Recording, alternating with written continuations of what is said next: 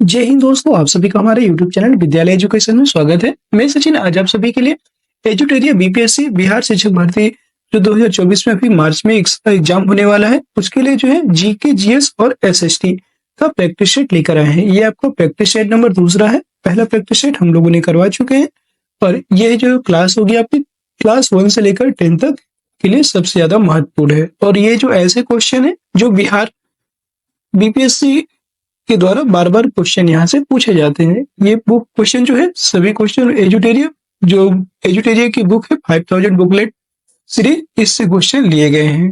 तो चलिए शुरू करते हैं आज की इस क्लास में। आपको ये जो क्लास है एनसीईआरटी बेस्ड होगी, याद रखिएगा। ये सभी क्वेश्चन जो है एनसीईआरटी बेस्ड है। आप यहाँ पे देख सकते हैं एनसीईआरटी बेस्ड ये सभी क्वेश्चन है और ये सारे क्वेश्चन आपको बीपीएससी टीआरई में देखने को मिलेंगे। चलिए शुरू करते हैं। आपका पहला क्वेश्चन है, निम्न में से कौन सा मूल अधिकार केवल भारतीय नागरिकों को ही प्राप्त है? अनुच्छेद 15 में प्रदत्त मूल अधिकार, अनुच्छेद 16 में प्रदत्त मूल अधिकार, अनुच्छेद 19 में प्रदत्त मूल अधिकार या उपयुक्त सभी। आप सभी को पता होना चाहिए कि केवल भारतीय नागरिकों को 5 मूल अधिकार प्राप्त है। याद रखिएगा, 5 मूल अधिकार ऐसे हैं जो केवल भारतीयों को प्राप्त है, विदेशियों को प्राप्त नहीं है। कौन कौन से? 15, 16, 19, 29, 30। ये जो है 5 ऐसे अधिकार हैं जो केवल भारतीय नागरिकों को ही प्राप्त हैं। याद रखिएगा 15, 16, 19 और 29, 30 ये 5 अधिकार हैं। डी ऑप्शन इसका राइट हो जाएगा। ठीक है। नेक्स्ट क्वेश्चन आपका क्वेश्चन नंबर 2, निम्न कथन पर विचार करें। राज्यसभा के सदस्यों का कार्यकाल 4 वर्ष का होता है, ये बताना है। तो राज्यसभा के जो सदस्य होते हैं उनका कार्यकाल कितने वर्ष का होता है? 4 वर्ष का होता है। फिर अगला है, राज्यसभा सदस्य के लिए कम से कम 35 वर्ष आयु होना चाहिए। राज्यसभा सदस्य के लिए बात की गई है, 35 वर्ष आयु होना चाहिए, आवश्यक है। राज्यसभा स्थायी सदन है, लेकिन इसके 1/4 सदस्य प्रति दूसरे वर्ष पदमुक्त हो जाते हैं, ये इसका कहना है। तो ये जो है इसके अब बताना है कि कौन कौन से कथन गलत है, इसमें गलत कथन बताना है। तो राज्यसभा के सदस्यों का जो कार्यकाल है ये 4 वर्ष का होता है, ये तो गलत है। ठीक है। फिर अगला है, राज्यसभा के सदस्य के लिए कम से कम 35 वर्ष की आयु होना नहीं, 30 वर्ष की आयु होनी चाहिए, तो इसलिए ये भी गलत है आपका। ठीक है, ये आपका ऑप्शन भी गलत हो जाएगा। फिर अगला है, तीसरा ऑप्शन है यहाँ पे, राज्यसभा स्थायी सदन है लेकिन इसके 1/4 जो सदस्य हैं ये प्रति दूसरे वर्ष मुक्त हो जाते हैं, गलत है। 1/3 सदस्य होते हैं, 1/3 सदस्य प्रति दूसरे वर्ष जो है पदमुक्त हो जाते हैं, इसलिए तीसरा ऑप्शन भी गलत हो जाएगा। इसका उपयुक्त सभी, डी ऑप्शन इसका राइट हो जाएगा, इसके सभी ऑप्शन गलत है। अगला क्वेश्चन है आपका क्वेश्चन नंबर 3, धन विधेयक को राज्यसभा अधिकतम कितने दिनों तक रोक सकता है? वेरी इंपॉर्टेंट क्वेश्चन है, याद रखिएगा। ये आपको बीपीएससी में 2 से 3 बार क्वेश्चन पूछा गया है, बीपीएससी का फेवरेट सवाल है ये। तो पहला ऑप्शन है ए 14 दिन, बी 30 दिन, सी 60 दिन या डी 90 दिन। तो आपको याद रखना है धन विधेयक। धन विधेयक में जो है संपूर्ण भागीदारी एक तरह से आप बोल सकते हो, ये किसकी होती है? लोकसभा की होती है। इसलिए जो है राज्यसभा इसमें कुछ नहीं कर सकता, राज्यसभा इसे सिर्फ 14 दिनों तक रोक सकता है। याद रखिएगा 2 सप्ताह, 2 सप्ताह या 14 दिन, ये ऑप्शन इसका राइट हो जाएगा। राज्यसभा इसे जो है अपने पास सिर्फ 14 दिनों तक अपने पास रखता है, अगर इसके बाद भी ये कुछ सहमति नहीं देता है तो ये अपने आप लागू हो जाता है। ठीक है। नेक्स्ट क्वेश्चन आपका क्वेश्चन नंबर 4, कोई व्यक्ति उच्च न्यायालय का न्यायाधीश नियुक्त होने का पात्र होगा जब वह भारत राज्य क्षेत्र में कम से कम 10 वर्षों तक न्यायिक पद धारण किया हो या लगातार 10 वर्ष तक उच्च न्यायालय या न्यायालयों में अधिवक्ता रहा हो। यह जो है उच्च न्यायालय का न्यायाधीश होने के लिए पात्रता है। पहला क्या होगा, इसमें बताना है सही है या गलत है। पहला क्या हो जाएगा आपका? पहला इसमें जो है सही हो जाएगा। फिर अगला, उसकी आयु कम से कम 35 वर्ष हो, ये तो कहीं भी उल्लेख नहीं है। जो आप याद रखिएगा, उच्च न्यायालय के न्यायाधीश और उच्चतम न्यायालय के न्यायाधीश और हाई कोर्ट के न्यायाधीश, जिला न्यायालय के न्यायाधीश, इस कोई भी न्यायालय के न्यायाधीश हो, उनके जो है उनको जो है कार्यभार जो है ग्रहण करने के लिए कोई जो है कम से कम आयु की जरूरत नहीं है। यहाँ पर अधिकतम आयु की जरूरत है। अधिकतम आयु हो जाएगी तो ये लोग पदमुक्त हो जाते हैं। याद रखिएगा, उच्च न्यायालय की जो पदमुक्त होने की आयु है वो है 62 वर्ष और सुप्रीम कोर्ट या उच्चतम न्यायालय की 65 वर्ष है। तो इसलिए जो है उसकी आयु कम से कम 35 वर्ष हो, ये गलत है। दूसरी आहार तो नहीं चाहिए, पहला ही इसका सही है। तो इसका केवल एक इसका राइट आंसर हो जाएगा। नेक्स्ट क्वेश्चन है, थोड़ा सा विस्तार इसलिए करवा रहे हैं ताकि आपको जो है आप विस्तार सुने रहेंगे तो आपको एग्जाम में प्रॉब्लम नहीं होगी और क्वेश्चन बहुत आसानी से आप कर ले जाएंगे। और दोस्तों हमारा मूल उद्देश्य है आप लोग सक्सेस हों। और एक चीज जान लीजिए, सक्सेस होइएगा तो जरूर कांटेक्ट जरूर कीजिएगा, भूल मत जाइएगा। थोड़ा सा भी हमारी हमारी तरफ से अगर 2 से 10, 4, 10, 20, 50 कितने भी क्वेश्चन हमारी अगर क्लास से फंसते हैं बहुत अच्छा लगेगा। और उम्मीद है कि इस बार की टीआरई के एग्जाम में सबसे ज्यादा क्वेश्चन फंसेंगे। हम लोग ज्यादा से ज्यादा मेहनत कर रहे हैं आपके लिए, डेली नई से नई क्लास लेकर आ रहे हैं, नए नए क्वेश्चन निकाल के लेके आ रहे हैं, कोई भी आपको रिपीटेड क्वेश्चन नहीं मिलेगा। नेक्स्ट क्वेश्चन आपका 5 नंबर है, वित्तीय आपात उद्घोषणा का अनुमोदन करने वाले संकल्प सदन के दोनों सदनों द्वारा कितने माह के भीतर होना चाहिए? 1 माह, 3 माह, 2 माह, 6 माह। वित्तीय जो आपात उद्घोषणा है इसका अनुमोदन करने के लिए जो है संकल्प सदन के दोनों सदनों द्वारा कितने माह के भीतर ये होना चाहिए? आपका 2 माह के भीतर, अर्थात 60 दिन के भीतर जो है इसको अनुमोदन होना चाहिए। ये ऑप्शन इसका राइट हो जाएगा। अगला क्वेश्चन है क्वेश्चन नंबर 6, भारत में पहली बार केंद्र सरकार के विरुद्ध लोकसभा में अविश्वास प्रस्ताव कब लाया गया था? 1962 में, 1963 में, 1964 ईस्वी में या 1961 ईस्वी में? पहली बार जो है लोकसभा में अविश्वास प्रस्ताव 1963 ईस्वी में लाया गया था। बी ऑप्शन इसका राइट हो जाएगा। अगला क्वेश्चन है क्वेश्चन नंबर 7, राज्य के नीति निर्देशक तत्वों के प्रवर्तन के लिए किस अनुच्छेद में उपबंध किया गया है? अनुच्छेद 37, अनुच्छेद 38, अनुच्छेद 39 या इनमें से कोई नहीं? तो राज्य के जो नीति निर्देशक तत्व हैं डीपीएसपी, इनके जो है प्रवर्तन के लिए कि ये जो है प्रवर्तनीय है या अप्रवर्तनीय है, तो आप सभी को पता होना चाहिए जो इनके प्रवर्तन के लिए जो है अनुच्छेद में उपबंध किया गया है, अनुच्छेद जो है 37, अनुच्छेद 37 में यह उपबंध किया गया है, याद रखिएगा। ठीक है, अनुच्छेद में यह उपबंध बताया गया है कि इस भाग में अंतर्विष्ट तत्वों का लागू होगा। ठीक है, याद रखिएगा। नेक्स्ट क्वेश्चन है आपका, और हाँ, राज्य के नीति निर्देशक तत्व किस भाग में है? तो याद रखिएगा ये भाग 4 में है। आपसे भाग पूछ लेता है बहुत बार, तो भाग 4 में जो है राज्य के नीति निर्देशक तत्व है। और ये किस संविधान कहाँ के संविधान से लिया गया है राज्य के नीति निर्देशक तत्वों को? ये जो है आयरलैंड के संविधान से लिया गया है, याद रखिएगा, ये आयरलैंड से लिए गए हैं। नेक्स्ट क्वेश्चन है आपका क्वेश्चन नंबर 8, हिलाया समिति का गठन किस वर्ष किया गया था? 1987, 1991 ईस्वी, 1992 ईस्वी या 1998 ईस्वी? तो जो चलाया समिति है ये जो है आपका 1991 ईस्वी में जो है इसका गठन किया गया था। नेक्स्ट क्वेश्चन है 9th नंबर, निम्न में से किस क्रांति का संबंध कोको उत्पादन या चमड़ा उत्पादन से है? भूरी क्रांति, काली क्रांति, धूसर क्रांति या गोल्डन क्रांति? आप सभी को पता होगा जो कोको उत्पादन या चमड़ा उत्पादन है ये आपका भूरी क्रांति से संबंधित है। ठीक है, भूरी क्रांति से उर्वरक भी आते हैं, याद रखिएगा। उर्वरक उत्पादन की बात करेंगे तो ये भी जो है भूरी क्रांति में आता है। काली क्रांति में आपका पेट्रोलियम उत्पाद आते हैं, याद रखिएगा,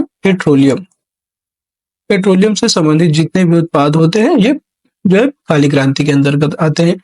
गोल्डन क्रांति की बात करेंगे तो सरसों उत्पादन से गोल्डन क्रांति होती है, ये इसका याद रखना है। नेक्स्ट क्वेश्चन है क्वेश्चन नंबर 10, एक धन जो आसानी से विदेश से आता है लेकिन आसानी से चला जाता है, इसे इस प्रकार से जाना जाता है? Hard money, soft money, cheap money या हॉट मनी? तो आप सभी को पता होना चाहिए ये जो है एक प्रकार का हॉट मनी होता है, इसे हम क्या कहते हैं? Hot money. ये आपका हॉट मनी के रूप में जाना जाता है। ठीक है, डी ऑप्शन इसका राइट हो जाएगा। अगला क्वेश्चन है आपका क्वेश्चन नंबर 11। क्वेश्चन नंबर 11 है, गन्ने का उचित और पारिश्रमिक मूल्य एफआरपी, गन्ने का उचित और पारिश्रमिक मूल्य एफआरपी अनुमोदित करता है आर्थिक मामलों पर कैबिनेट समिति, कृषि लागत और कीमतों के लिए आयोग, विपणन और निरीक्षण निदेशालय, कृषि मंत्रालय, कृषि उपज मंडी समिति? तो गन्ने का जो उचित और पारिश्रमिक मूल्य एफआरपी ये किसको अनुमोदित करता है?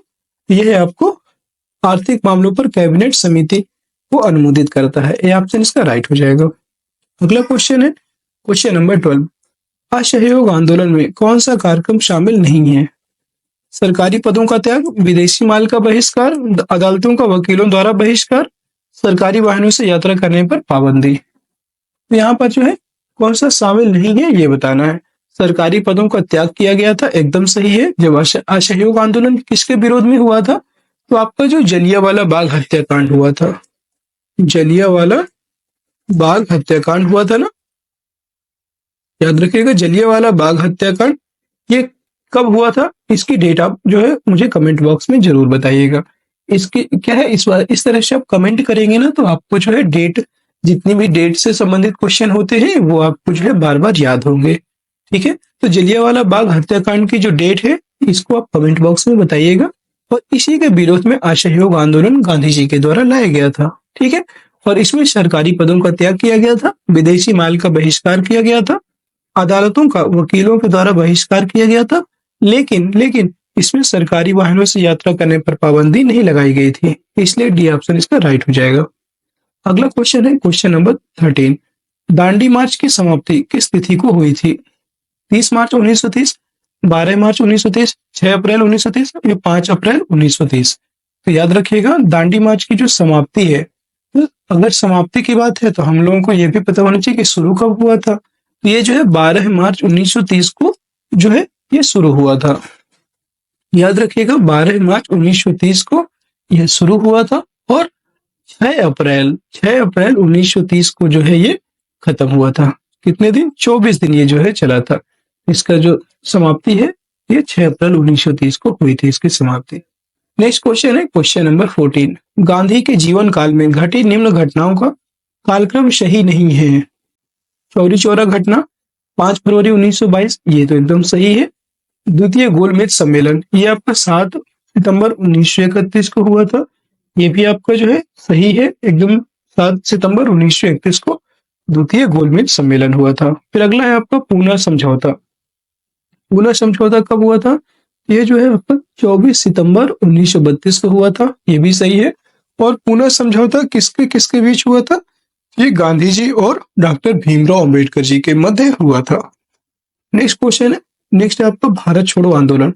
ये 23 मार्च 1942 को नहीं, ये आपका 8 अगस्त को जो है हुआ था। 8 अगस्त 1942 को भारत छोड़ो आंदोलन हुआ था, इसलिए जो है ये सुमेलित नहीं है।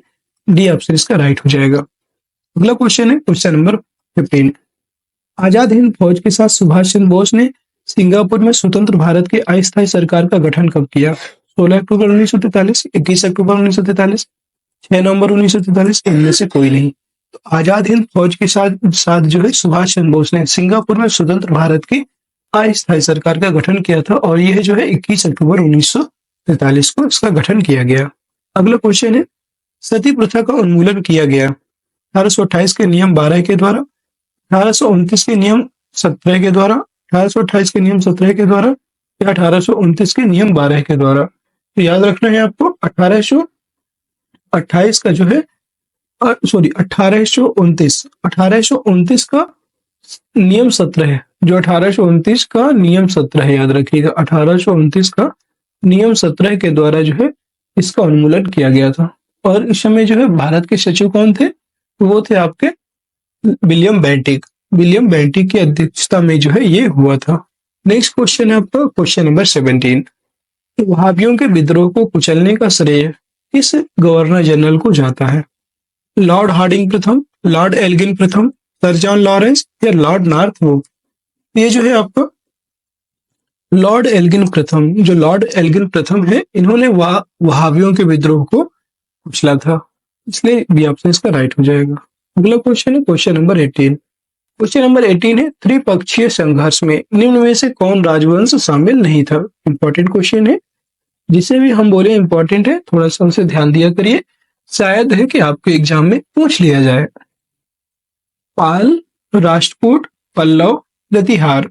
तो इसमें जो है कौन कौन से शासक थे? याद रखिएगा कौन कौन से वंश शामिल थे। इसमें आपका जो है पाल वंश शामिल था, राष्ट्रकूट और प्रतिहार। ये जो है 3 लोगों का त्रिकोणीय संघर्ष था जो आपका कन्नौज में हुआ था। याद रखेंगे पल्लव इसमें शामिल नहीं हुआ था, सी ऑप्शन इसका राइट हो जाएगा। अगला प्रश्न है आपका 19 नंबर, सिंधु घाटी सभ्यता के अंतर्गत शवों को दफनाने के अवशेष मिले हैं, इसमें शवों के सिर किस दिशा में रखे मिले हैं, याद रखिएगा। इसमें जो शव है इसके सिर किस दिशा में रखे मिले हैं, उत्तर दिशा में, दक्षिण दिशा में, पूरब में या पश्चिम में। सिंधु घाटी सभ्यता के जो अंतर्गत शव हैं वो हमें जो है उत्तर दिशा में देखने को मिले। ये ऑप्शन राइट हो जाएगा। अगला क्वेश्चन है, किस बौद्ध संगीति में बौद्ध धर्म का 2 संप्रदायों में विभाजन हो गया था, प्रथम, द्वितीय, तृतीय या चतुर्थ। आप सभी को पता है चतुर्थ बौद्ध संगीति में जो है बौद्ध धर्म का 2 संप्रदायों में विभाजन हो गया था। कौन कौन से 2 संप्रदाय थे, तो हीनयान और महायान। हीनयान और दूसरा था महायान। ये किसके शासनकाल में हुई थी चतुर्थ बौद्ध संगीति, तो ये कनिष्क के शासनकाल में हुई थी। याद रखेंगे, कनिष्क के शासनकाल में चतुर्थ बौद्ध संगीति हुई थी। ठीक है, और ये कहाँ हुई थी, तो कुंडलवन कश्मीर, कुंडलवन कश्मीर में हुई थी, याद रखेंगे। नेक्स्ट क्वेश्चन है आपका 21, महावीर स्वामी को किस नदी के तट पर कैवल्य की प्राप्ति हुई थी। जैन धर्म में कैवल्य को क्या कहा जाता है, तो जैन धर्म में कैवल्य को ज्ञान कहा जाता है। ठीक है, और निरंजना नदी, पुनपुन नदी, ऋजुपालिका, भागीरथी। आपको याद होना चाहिए महावीर जो स्वामी है इनको जो है निरंजना नहीं, ऋजुपालिका नदी के तट पर इनको ज्ञान की प्राप्ति हुई थी। ये ऑप्शन इसका राइट हो जाएगा। नेक्स्ट क्वेश्चन है क्वेश्चन नंबर 22, आजीवक संप्रदाय के संस्थापक निम्न में से कौन है। कच्चायन, संजय बेलांठी पुत्र, मक्खली पुत्र, पूरण कश्यप। तो जो है आजीवक संप्रदाय के जो संस्थापक हैं उनका नाम है मक्खली पुत्र घोषाल। इसी ऑप्शन इसका राइट हो जाएगा।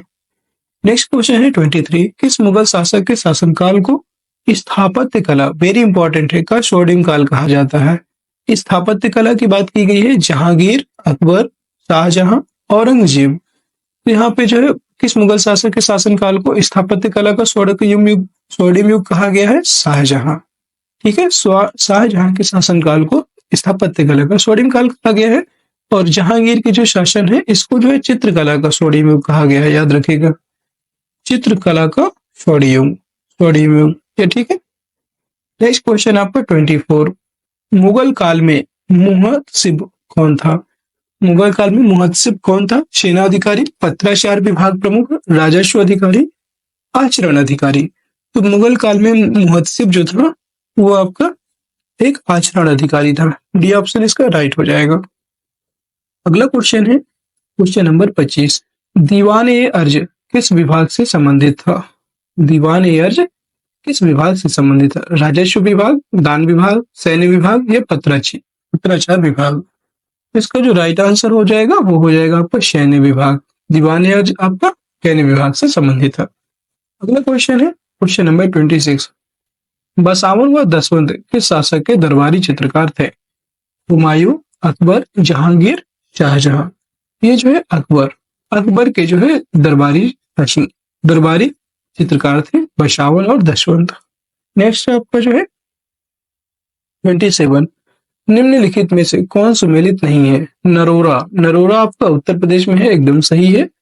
पुरनकुलन आपका जो है पुरनकुलम ये आपका कर्नाटक में नहीं है। पुरनकुलन आपका जो है ये तमिलनाडु में है, याद रखिएगा, पुरनकुलन आपका तमिलनाडु में है। काकरापारा गुजरात में है, एकदम सही है। तारापुर ये आपका महाराष्ट्र में, ये भी सही है। इसका जो राइट आंसर बी हो जाएगा। अगला क्वेश्चन है 38वीं या 38वीं समांतर रेखा किन 2 देशों के मध्य स्थित है। उत्तर कोरिया एवं दक्षिण कोरिया, उत्तरी वियतनाम एवं दक्षिणी वियतनाम, अमेरिका एवं कनाडा, जर्मनी एवं फ्रांस। तो याद रखिएगा 38वीं जो समांतर रेखा है ये जो है आपका उत्तर कोरिया और दक्षिणी कोरिया के मध्य स्थित है। ये ऑप्शन राइट हो जाएगा।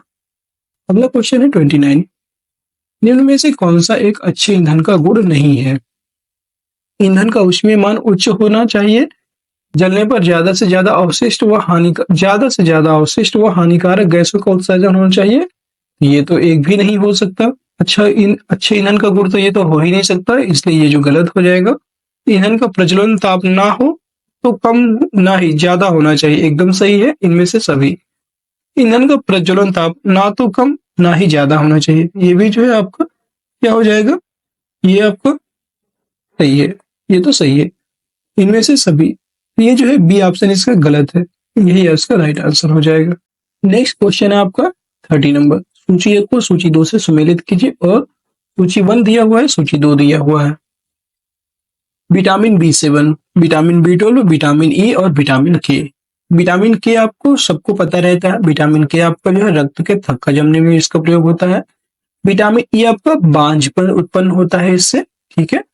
फिर आपका जो है विटामिन डी से रक्त के थक्का जमने में सहायक होता है। विटामिन बी सेवन की बात करेंगे तो ये जो है बालों के झड़ने में सहायक, ठीक है।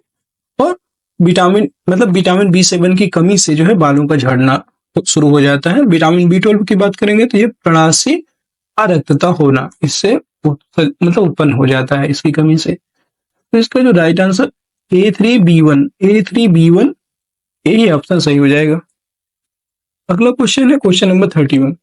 तारों के मध्य दूरी ज्ञात करने की इकाई है स्टीलर मील, कॉस्मिक किलोमीटर, गैलेक्टिक इकाई, प्रकाश वर्ष। तो तारों के मध्य दूरी ज्ञात करने की जो इकाई है वो कौन सी होती है, वो होती है गैलेक्टिक इकाई। ये ऑप्शन इसका राइट हो जाएगा। और दोस्तों अगर आप हमसे जो है जुड़ना चाहते हैं तो हमारे ऑफिशियल टेलीग्राम चैनल से जो है आप हमसे जुड़ सकते हैं। वहां से आप अपने कोई भी प्रॉब्लम है, किसी भी क्वेश्चन में डाउट है और आपका अगर कोई भी क्वेश्चन है तो वो भी आप पूछ सकते हैं।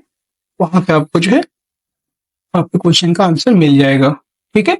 और अगर आप हमसे व्हाट्सएप के द्वारा जुड़ना चाहते हैं तो हमारा व्हाट्सएप नंबर है 6386953102। आप वहां पे व्हाट्सएप के माध्यम से भी हमसे जुड़ सकते हैं, ठीक है। नेक्स्ट क्वेश्चन देखते हैं 32 नंबर क्वेश्चन है। निम्नलिखित में से कौन सा रोग पुरुषों की तुलना में महिलाओं में बहुत कम होता है? निकट दृष्टि दोष, वर्णांधता, ब्रेन ट्यूमर या घेंघा। पुरुषों की तुलना में जो महिलाओं में सबसे कम होता है, बहुत कम होता है, वो ऐसा कौन सा रोग है? वो है आपको वर्णांधता। बी ऑप्शन राइट हो जाएगा। अगला क्वेश्चन है क्वेश्चन नंबर 33। हीमोग्लोबिन लाल रक्त कोशिकाओं के अंदर का एक प्रोटीन है और यह निम्न में से किसका वहन करता है? Oxygen, carbon dioxide, nitrogen, hydrogen. Haemoglobin जो लाल रक्त कोशिकाओं के अंदर का एक प्रोटीन है और यह जो है ऑक्सीजन का वहन करता है। ये ऑप्शन राइट हो जाएगा। अगला क्वेश्चन है 34। किसी पदार्थ को एक अवस्था से दूसरी अवस्था में बिना तापमान में बदलाव के परिवर्तन होने के लिए आवश्यक ऊष्मा की मात्रा है? क्या वहन, विशिष्ट ऊष्मा, विकिरण या गुप्त ऊष्मा? यह है आपका गुप्त ऊष्मा। अगला क्वेश्चन है 35। निम्नलिखित कोशिका अंगों में से किस में न्यूक्लिक अम्ल नहीं पाया जाता है? केंद्रिका, हरित लवण, राइबोसोम, जीवद्रव्य। किसमें जो है न्यूक्लिक अम्ल नहीं पाया जाता है? तो वो है आपका जीवद्रव्य। जीवद्रव्य में जो है न्यूक्लिक अम्ल नहीं पाया जाता। अगला क्वेश्चन है 36। निम्न में से कौन सा विटामिन ए का अच्छा स्रोत नहीं है? मछली का तेल, पालक, जंतुओं के यकृत व गुर्दे, आम। तो आप सभी को पता है जो है इसमें कौन सा नहीं होगा, वो है जंतुओं के यकृत और गुर्दे। ये जो है विटामिन ए का अच्छा स्रोत नहीं है। ये ऑप्शन इसका राइट हो जाएगा। अगला क्वेश्चन है क्वेश्चन नंबर 37। इसमें जो है सूची 1 को सूची 2 से मिलान करना है, ठीक है। प्रतिरोध को जो है हम किससे मापते हैं? तो प्रतिरोध को ओम मीटर से मापते हैं। ए का 4 हो जाएगा, ठीक है। विद्युत प्रवाह को मापते हैं हम एम्पियर से, ठीक है। विद्युत प्रवाह यानी कि धारा को एम्पियर से मापते हैं। बल का मात्रक होता है न्यूटन, ठीक है। और फिर पावर जो शक्ति होती है इसको हम वाट से मापते हैं। पावर का मात्रक होता है वाट। तो इसलिए जो है प्रतिरोध का मात्रक ओम होता है, विद्युत प्रवाह का मात्रक एम्पियर होता है, बल का मात्रक न्यूटन होता है, पावर का मात्रक वाट होता है। A4B1 बी ऑप्शन का राइट हो जाएगा। अगला क्वेश्चन है 38। धातुओं में सबसे कम घनत्व वाला तत्व कौन सा है? सोडियम, लिथियम, पारा, कॉपर। इसमें कौन सा जो है सबसे कम घनत्व वाला जो है तत्व है, ये बताना है आपको। सबसे कम घनत्व वाले तत्व की बात करेंगे तो वो है आपका लिथियम। लिथियम यहाँ पर सबसे कम घनत्व वाला तत्व है। अगला क्वेश्चन है 39। प्राकृतिक रबर के बारे में निम्न में से कौन सा कथन सही है? यह एक प्राकृतिक बहुलक है और इसमें लोचदार गुण होते हैं। ये बताना है कौन सा सही है, ये वाला आपको ऑप्शन बताना है। यही एकदम सही हो जाएगा। यह एक कृत्रिम बहुलक है, प्राकृतिक रबर, तो यहाँ पे कृत्रिम बहुलक की बात ही नहीं होगी। यह एक बहुलक नहीं है और इसमें लोचदार गुण नहीं होते, ये भी गलत है। यह एक प्राकृतिक बहुलक है, यहाँ तक तो ठीक है, लेकिन इसमें लोचदार गुण नहीं होते हैं, ये गलत है। तो इसका पहला ही ऑप्शन सही हो जाएगा। 40 नंबर क्वेश्चन है, किसी तत्व का रासायनिक गुण निम्न में से कौन तय करता है? प्रोटॉनों की संख्या, न्यूट्रॉनों की संख्या, इलेक्ट्रॉनों की संख्या या उपयुक्त में से सभी। तो रासायनिक गुण की बात करेंगे तो रासायनिक गुण जो है कौन तय करेगा? इलेक्ट्रॉनों की संख्या। ये ऑप्शन इसका राइट हो जाएगा। अगला क्वेश्चन है क्वेश्चन नंबर 41, देवप्रयाग किन नदियों के संगम पर स्थित है? या ये बताना है देवप्रयाग जो है किन नदियों के संगम पर स्थित है? भागीरथी, अलकनंदा। आपको जो है पहली क्लासों में बताया है, जो बिहार स्पेशल की हमने क्लास करवाई थी उसमें बताया था ए प्लस बी बराबर क्या होता है, याद रखिएगा। ए प्लस बी बराबर बताया था डी, ए प्लस बी बराबर डी बताया था। ए मतलब जो है अलकनंदा, बी मतलब भागीरथी, बराबर डी मतलब देवप्रयाग। पहला ही इसमें ऑप्शन सही हो जाएगा। Alaknanda plus Mandakini, Ganga plus Alaknanda, Alaknanda plus Mandakini, A plus B, Alaknanda plus Bhagirathi, यही ऑप्शन आपको बताया था पहले भी। 2-3 बार ये ऑप्शन बता चुका है, ए प्लस बी का कॉन्सेप्ट बता चुके हैं, ए प्लस बी बराबर डी। नेक्स्ट क्वेश्चन है 42, निम्नलिखित में से किस राज्य से कर्क रेखा बीचों बीच गुजरती है? छत्तीसगढ़, झारखंड, मध्य प्रदेश या पश्चिम बंगाल। तो आप सभी को पता होना चाहिए कर्क रेखा किन राज्यों के बीच है, किस राज्य से बीचों बीच गुजरती है, तो वो है आपका मध्य प्रदेश। ये ऑप्शन इसका राइट हो जाएगा। अगला क्वेश्चन है क्वेश्चन नंबर 43, निम्नलिखित में से कहाँ सर्वाधिक जैव विविधता पाई जाती है? सवाना घास स्थल, टुंड्रा बायोम, उष्णकटिबंधीय वर्षावन या मैंग्रोव वन। तो सबसे अधिक जो है जैव विविधता जो है कहाँ पाई जाएगी? ये पाई जाएगी उष्णकटिबंधीय वर्षावन, विषुवतीय वाले क्षेत्र में सबसे अधिक जो है विविधता पाई जाती है। अगला है आपका 44, निम्नलिखित में से कौन सुमेलित नहीं है? बांधवगढ़ राष्ट्रीय उद्यान, मध्य प्रदेश, बांधवगढ़ राष्ट्र, इसे बताना है कौन सा सुमेलित नहीं है। बांधवगढ़ राष्ट्रीय उद्यान मध्य प्रदेश में एकदम सही है। रोहिला राष्ट्रीय उद्यान गुजरात, ये गलत है। बांदीपुर राष्ट्रीय उद्यान कर्नाटक, सही है। सिमलीपाल राष्ट्रीय उद्यान उड़ीसा, ये भी सही है। बी ऑप्शन इसका राइट हो जाएगा। अगला क्वेश्चन है 45, निम्नलिखित में से कौन शीत महासागरीय जलधारा नहीं है? वेंगुएला, हम्बोल्ट, लेब्राडोर, अगुलहास। इसे बताना है शीत महासागरीय जलधारा कौन सी नहीं है, वो है आपके अगुलहास। अगुलहास एक गर्म जलधारा है, याद रखेंगे, गर्म जलधारा है अगुलहास। डी ऑप्शन इसका राइट हो जाएगा। अगला क्वेश्चन है क्वेश्चन नंबर 46, निम्नलिखित में से किस नदी को दक्षिण भारत की गंगा कहा जाता है? गोदावरी, कावेरी, वैगई, कृष्णा। दक्षिण भारत की जो गंगा है वो हम गोदावरी को कहते हैं। ये ऑप्शन इसका राइट हो जाएगा। नेक्स्ट क्वेश्चन है आपका जो है क्वेश्चन नंबर 47, प्रशांत महासागर क्षेत्र में रिंग ऑफ फायर किस लिए जाना जाता है? भूकंप, ज्वालामुखी, तूफान, और फिर अगला है आपका जंगल की आग। ठीक है, तो इसमें बताना है कौन सा जो है रिंग ऑफ फायर के नाम से जाना जाता है। ठीक है, तो इसमें जो है भूकंप भी आते हैं, ठीक है, और फिर भूकंप आते हैं, और इसमें जो है ज्वालामुखी भी आते हैं, तूफान नहीं आता है, और जंगल की आग भी नहीं है। रिंग ऑफ फायर के अंतर्गत भूकंप और जो है ज्वालामुखी आते हैं, तो बी ऑप्शन इसका राइट हो जाएगा। ठीक है, और शायद कुछ मिस्टेक हो गया है इसके पे, हाँ, इसका जो राइट आंसर है आपका दक्षिण भारत की जो गंगा है ये कावेरी नदी को कहा जाता है। थोड़ा मिस्टेक हो गया है, कावेरी नदी को दक्षिण भारत की गंगा कहा जाता है। नेक्स्ट क्वेश्चन है आपका क्वेश्चन नंबर 48, निम्नलिखित में से कौन सुमेलित नहीं है? ये बताना है कौन सा सुमेलित नहीं है। ठीक है, इसमें जो है टकला मकान, टकला मकान आपका चीन में स्थित है, ये एकदम सही है। टकला मकान चीन में स्थित है, सही है। थार जो है ये भारत में स्थित है, थार रेगिस्तान, ये भी सही है। फिर आपका जो है आटाकामा मरुस्थल चिली में है, ये भी सही है। गिब्सन अफ्रीका में है, ये गलत है। गिब्सन मरुस्थल आपका अफ्रीका में नहीं है, डी ऑप्शन इसका राइट हो जाएगा। अगला क्वेश्चन 49, प्रतिरोधात्मक या घर्षणात्मक बेरोजगारी कौन सी होती है? एक ही रोजगार में आवश्यकता से अधिक श्रमिकों या व्यक्तियों का होना, इसे बताने कौन सा प्रतिरोधात्मक या घर्षणात्मक बेरोजगारी है।